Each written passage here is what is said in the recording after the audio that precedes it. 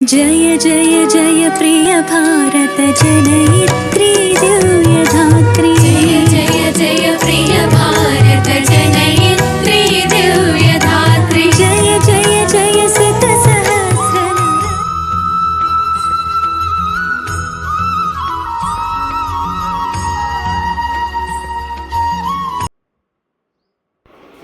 శ్రీ భారత్ దర్శక వీక్షకులకు నమస్కారం.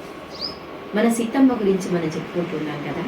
వాల్మీకి రామాయణం ఆధారంగా సీతమ్మ వారి స్వభావాన్ని, ఆవిడ జీవిత గమనాన్ని, నిత్యానపాయినిగా రాముడితో ఆవిడ నడిచిన విధానాన్ని, పతివ్రతామ తల్లిగా ఆవిడని ఎలా చిత్రీకరించాడు వాల్మీకి అన్న విషయం తెలుసుకుంటున్నాం కదా.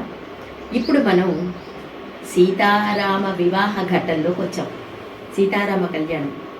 సీతా కళ్యాణ వైభోగమే రామ కళ్యాణ వైభోగమే. ఎంత బాగా రాశారు కదా త్యాగరాజస్వామి కీర్తన. ఎంత బాగుందో అసలు. ఉత్సవ సంప్రదాయ కీర్తనలు అని ఉత్సవ సంప్రదాయ కీర్తనలో వస్తాయి ఇవన్నీ కూడా. మొన్ననే మనం శ్రీరామనవమి సందర్భంగా సీతారామ కళ్యాణం కూడా జరుపుకున్నాం భద్రాచలం. ఒంటిమిట్టలో కూడా సీతారామ కళ్యాణం జరుగుతుంది. కానీ శ్రీరామనవమి రోజు కాదు.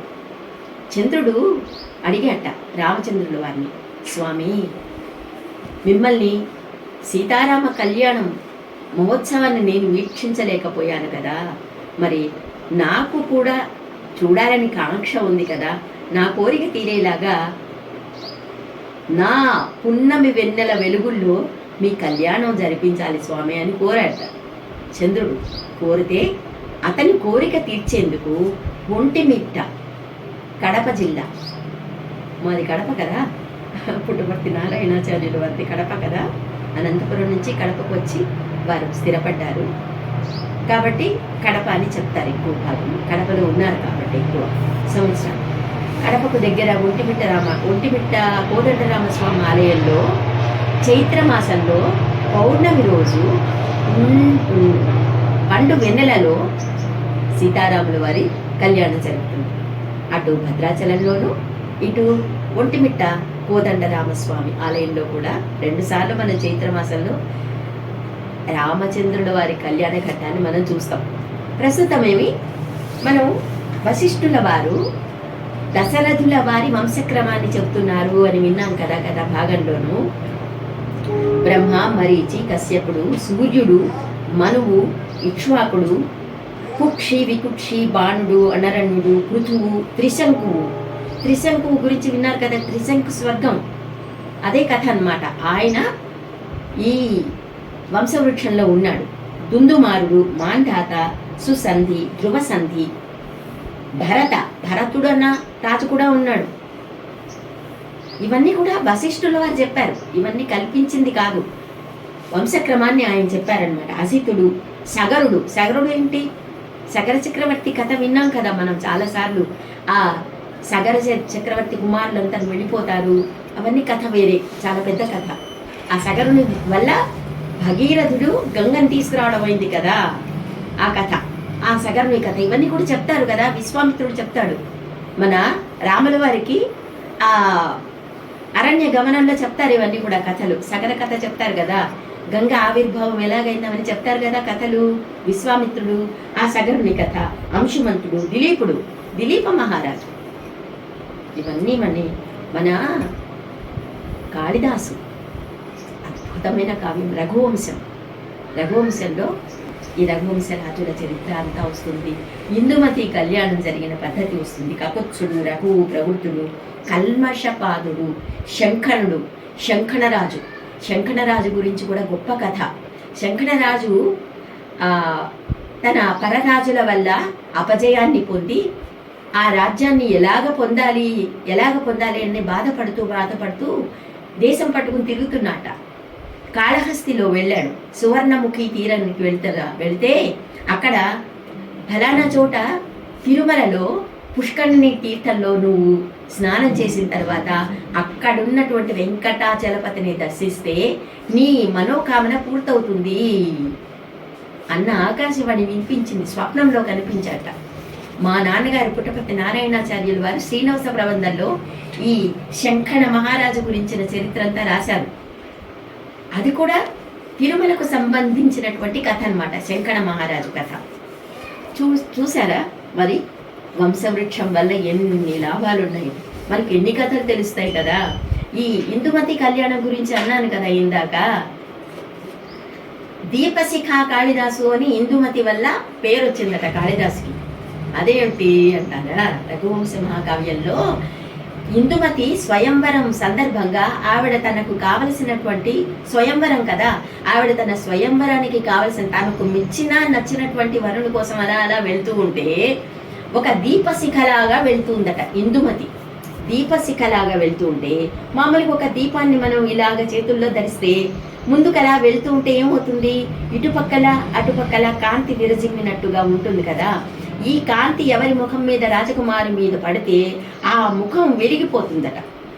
ఇతడు నాకు సరైన వరుడు కాడు అనుకుని ఇందుమతి కాస్త ముందుకు వెళ్ళింది అనుకోండి, ఆ వరుణి యొక్క ముఖం మ్లానమైపోతుంది, చీకటి వచ్చేస్తుంది కదా అతని ముఖం మీద. అలాగా అతని ముఖంలో చీకటి తాండవిస్తే తరువాత కూర్చున్నటువంటి యువరాజు ముఖం మీద కాంతి ప్రసరించి ముఖం వెలిగిపోతుందట. ఇలాగా ఒక దీపశిఖలాగా, సంచార దీపశిఖలాగా ఇందుమతి కదులుతుంది. ఆహా, ఎంత గొప్ప ఉపమా కాళిదాసస్య అంటారు. కాళిదాసు ఉపమాలంకారాలకి చాలా ప్రసిద్ధి కాళిదాసు. ఆ కాళిదాసు ఇందుమతి వివాహ ఘట్టాన్ని ఇంత అద్భుతంగా వర్ణించాడు కాబట్టి దీపశిఖ కాళిదాసు అనే అతనికి పేరు వచ్చింది. మనం వాల్మీకి పేరు చెప్పుకుని చాలా చాలా విషయాలు చెప్పేసుకుంటున్నాం కదా. నిజమే అసలు, ఎందుకంటే ఇందాక కూడా అన్నాను, మా నాన్నగారు పుట్టపర్తి వారి ప్రసంగాలలో ఇలాంటి అనేక విషయాలు, శృత పాండిత్యం అన్నిటికంటే చాలా గొప్పదండి. శృత పాండిత్యం వల్ల ఎన్నెన్నో మనసులో నిలిచిపోతాయి, మనం చదివితే నిలబడవవి. ఎవరి ద్వారాగైనా, పెద్దల ద్వారా కానీ. ఇప్పుడు బ్రహ్మశ్రీ మన బ్రహ్మానంద స్వామివారు, బ్రహ్మశ్రీ గరికపాటి వారు, మన ఇలాగా చెప్పేవాళ్ళు చాలామంది ఉన్నారు కదా మనకు.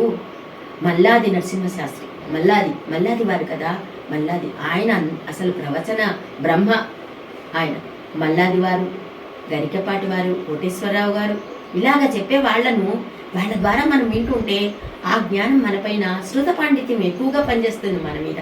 చదివేందుకంటే శృత పాండిత్యం ఎక్కువగా పనిచేస్తుంది కాబట్టి ఇవన్నీ విషయాలు తెలుసుకుంటూ ఉంటే మనకు ఒక్క విషయమే కాకుండా చాలా విషయాలు మనకు తెలుస్తాయి. నాది కూడా ఒక రకంగా శృత పాండిత్యమే.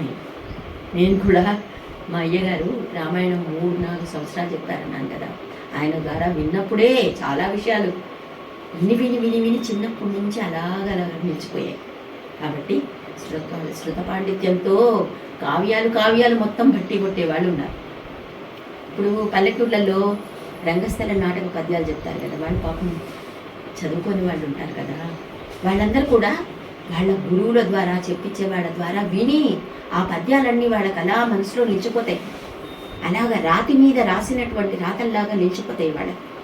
చక్కగా శృతిబద్ధంగా వాళ్ళు పాడేస్తూ ఉంటారు పద్యాలు. ఇన్ని పద్యాలు పాడతారు, రంగస్థల పద్యాలు కదా పల్లెటూరు వాళ్ళు. ఇదంతా శృత పాండిత్యం చాలా గొప్పది. కాబట్టి ఇప్పుడు మనం అంబరీషుడు కూడా మన వశిష్ఠుల వారి ద్వారా వినిపించినటువంటి దశరథుల వంశవృక్షంలో ఉన్నాడనమాట. అలాగా నకుష చక్రవర్తి, ఇలాగా అజుడు కూడా మన దశరథుల వారి వంశవృక్షంలో ఉన్నాడు. ఇలాగా అవుతూ చివర దశరథుల పేరు చెప్పాడనమాట. మరి జనకుడి వంశవృక్షం గురించి కూడా మనం తెలుసుకోవాలి కదా. జనకుడి వంశవృక్షం గురించి జనకుడే చెప్పాడు. తన వంశవృక్షంలో ఇలాంటి గొప్ప గొప్ప వాళ్ళు ఉన్నారు. జనకుని వంశవృక్షం గురించినటువంటి విశేషాలన్నీ కూడా వచ్చే భాగంలో విందామా? తప్పకుండా. స్వస్తి.